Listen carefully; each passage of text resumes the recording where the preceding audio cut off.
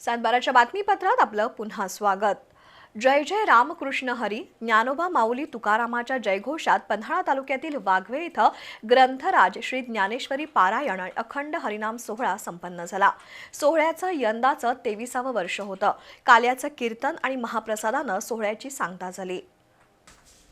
दरवर्षीप्रमाणे यंदाही पन्हाळा तालुक्यातील वाघवे इथल्या श्री हनुमान मंदिरात ज्ञानेश्वरी पारायण आणि अखंड हरिनाम सोहळा संपन्न झाला। श्री दत्त जयंतीला सुरुवात झालेल्या या कार्यक्रमाची सांगता बुधवारी झाली।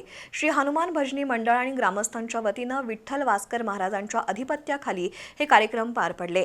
रोज पहाटे काकड आरती, त्यानंतर ज्ञानेश्वरी वाचन, दुपारी संत श्री तुकाराम महाराज गाथा भजन, हरिपाठ आणि सायंकाळी प्रवचन, जय जय रामकृष्ण हरिजप आणि कीर्तन असे कार्यक्रम पार पडले।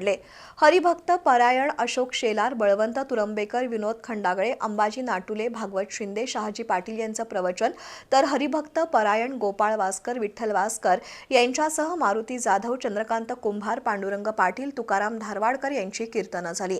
व्यासपीठ चालक श्रीकृष्ण पाटील यांचं काल्याचं कीर्तन होऊन गावातून दिंडी सोहळा पार पडला। या निमित्त आयोजित महाप्रसादाचा लाभ वाघवेसह पंचक्रोशीतील भाविकांनी घेतला।